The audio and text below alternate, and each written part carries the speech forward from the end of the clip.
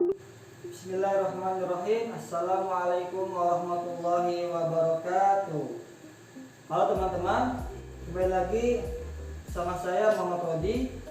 Kali ini saya akan berbagi tentang virus corona yang hari ini tengah berada di kehidupan kita. Tentang apa sih itu virus corona, bagaimana pola penyebarannya, sampai apa sih yang bisa kita perbuat untuk menanggulangi virus ini.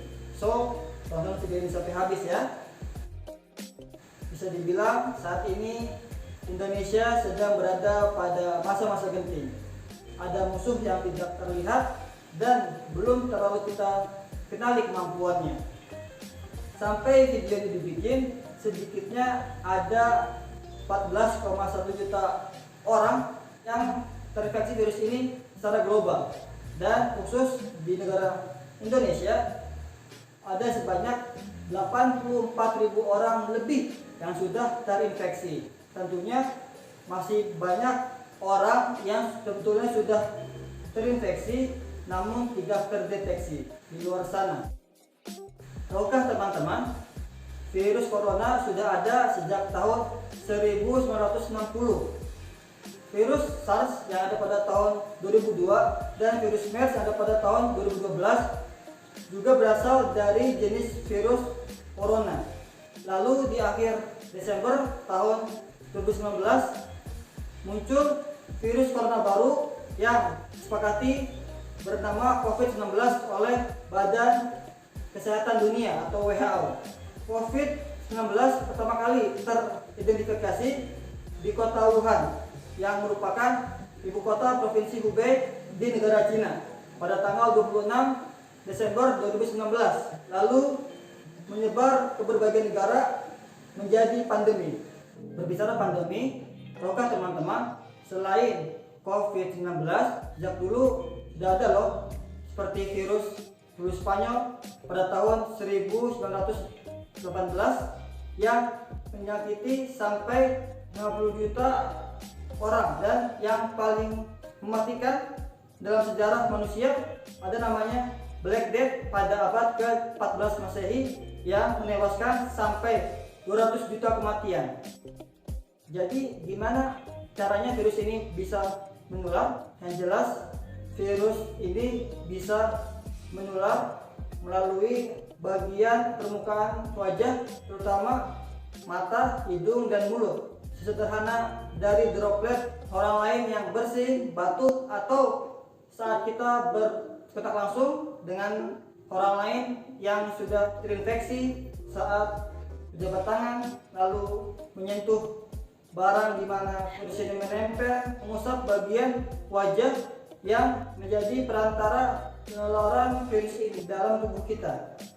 Contoh sederhana kemungkinan virus ini menyebar adalah saat kita memegang pintu yang tentunya sudah banyak orang lain memegang barang tersebut, yang kita tidak pernah tahu apakah orang-orang itu sudah terinfeksi virus ini atau tidak. Mungkin ada yang bertanya, virus ini bisa bertahan berapa lama sih? Virus ini bisa bertahan 2-8 jam di aluminium, kemudian 5 hari di keramik, 4 hari di kayu, 2-9 hari di plastik seperti botol minuman, dan 4-5 hari di kertas. Lalu ada apa aja sih dampak dari virus COVID-19 ini?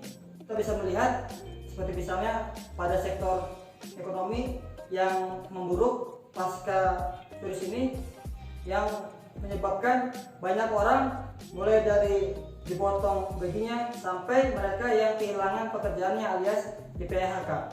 Kemudian juga dalam sektor bisnis atau industri, banyak pabrik yang terpaksa meliburkan atau memecat para pegawainya, yang tentunya berimbas pada berkurangnya ketersediaan barang yang dijual dan tentunya menjadi terbatasnya barang-barang kebutuhan kita yang bisa kita beli.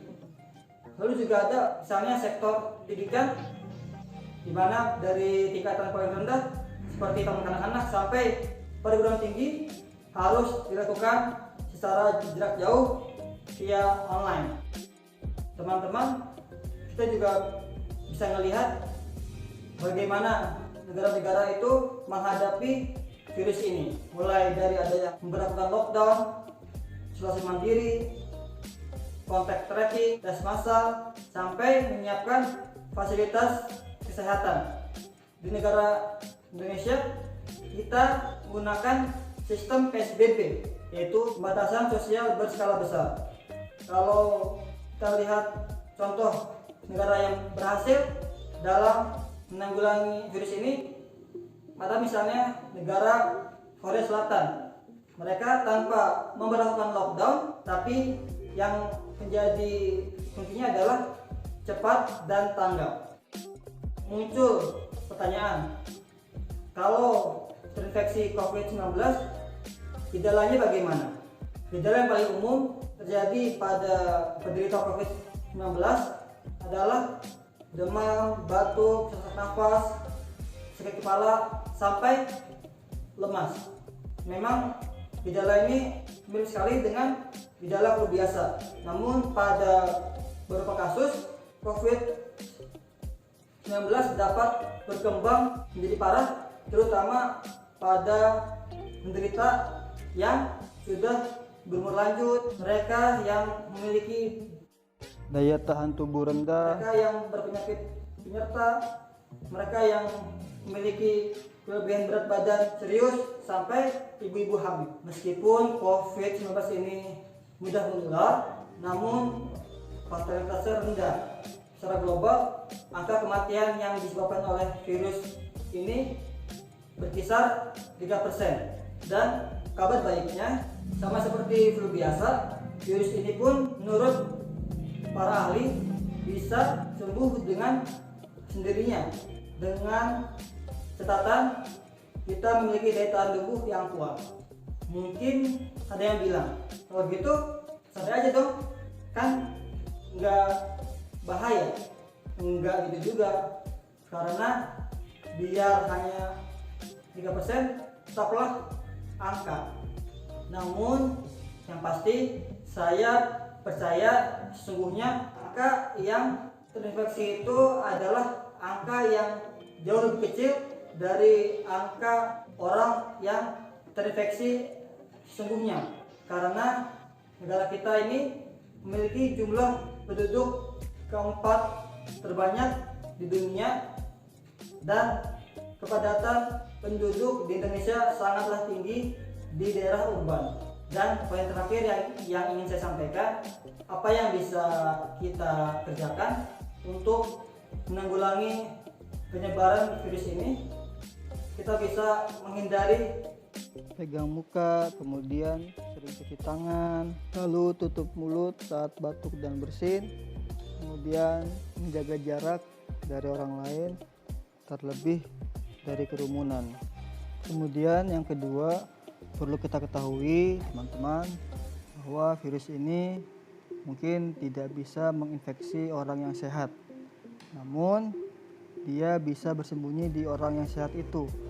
Maka ketika orang yang sehat berkontak dengan orang yang rentan tadi yang disebutkan, virus ini bisa berpindah dari orang yang sehat ke orang yang rentan tersebut. Dan yang terakhir, prediksi dari para ahli, kemungkinan virus ini masih akan ada sampai jangka waktu yang cukup lama. Maka mulai sekarang saatnya kita bisa menyiapkan diri kita, mulai dengan melatih skill-skill kita untuk nanti hadapi dunia yang baru pasca virus ini. Kita memang perlu takut terhadap virus ini, namun kita tetap perlu waspada. Seperti kata salah satu dokter yang menjadi inspirasi saya, daripada menambah beban, mengapa kita tidak menjadi bagian yang meringankan? Daripada menutupi keadaan dan keterbatasan jadilah nyala lilin yang menerangkan. Cara paling mudahnya adalah dengan menjadi masyarakat yang penuh kewaspadaan. Itu saja yang bisa saya bagikan. Semoga ada manfaat yang bisa diambil. Terima kasih. Assalamualaikum warahmatullahi wabarakatuh. Sampai jumpa di video lainnya ya.